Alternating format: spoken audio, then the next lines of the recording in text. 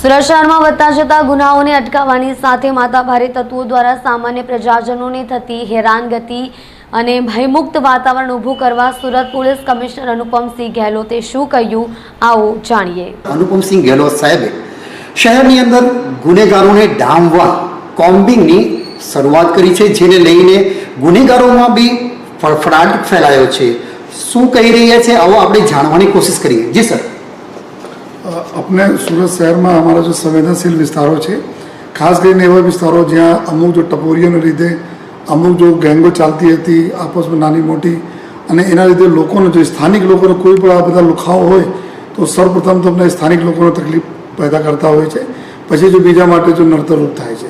તો આ બધાની યાદીઓ અમારા તમામ પોલીસ સ્ટેશનોમાં છે। જો આ યાદી પ્રમાણે જો અમે લોકો કોમ્યુનિકેશન સ્ટાર્ટ કરી છે કે એ તો કોઈ ગેરકાયદેસર હથિયારો કોઈ નહીં રાખે, સાથોસાથ એવા તથ્યો એના લઈ આવીને પહેલે એકવાર વોર્નિંગ બધા આપવામાં આવી રહી છે કે કોઈ પણ પ્રકારના ગેરકાયદેસર કૃત્ય અથવા કોઈને તકલીફ અગર પેદા કરશે તો એના કાયદાકીય રીતે અમે બહુ કડકાઈથી એના વિરુદ્ધમાં એક્શન લઈશ।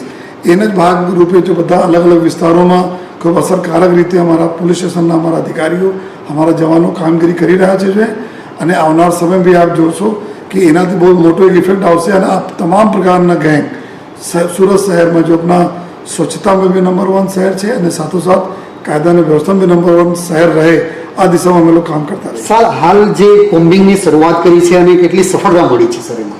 ને આમાં જો લોકોનો પ્રતિસાદ આપણને મળે છે, લોકો તરફ જો ફીડબેક મળે છે, લોકો પણ ખૂબ ખુશ છે। સાથોસાથ એવા ગુનેગારો ઉપર જો પોલીસ જો પહેલે એના અમુક પોલીસ ઓળખતી હતી, બાકી કોઈ અમારી નવી જો એટલા ઘણા બધા પોલીસો નથી ઓળખતી હતી, તો આ બધાને ઓળખાણ બે તારા થઈ રહ્યા છે કે આ લોકોને પોલીસોને જ્યારે ભેગા કરવામાં આવે છે તમામ કોન્સ્ટેબલ તો માંડી એલઆરડી તો માંડી પીઆઈ તો બધા એના ઓળખે છે કે આ અમારા વિસ્તારના ગુનેગારો છે અને એના જ ઉપર બી અમારા જો બરાબર ચાપતી નજર રહે છે એ કોઈ પણ હરકત કરશે તો તાત્કાલિક એના ઉપર સિરિયસ ગુના દાખલ કરીને એના ઉપર જો બી કાર્યવાહી થશે અમે લોકો કરીશું। સર જો આ કોમ્બિંગ દરમિયાન જો માથા ભરે કે જે ટપોરી તત્વો જો સામે આવશે સર, તો એની ઉપર કયા પ્રકારના પગલાં લેવામાં આવશે?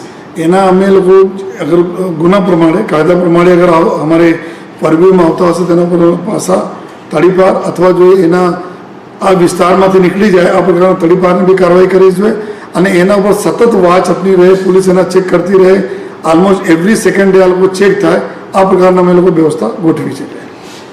તો આ હતા સુરત પોલીસ કમિશનર અનુપમસિંહ ગેહલોત સાહેબ કે જેઓએ ગુનેગારો પર સતત પોલીસની વોચ અને સર્વેલન્સ રહેશે। હવે ગુનેગારો સાચા અર્થમાં જો ગુનો કરશે તો તેની ઉપર કડક કાર્યવાહી કરવામાં આવશે। कैमरामैन अमरजीत निशाद निशा शरीफ शेख सूरत।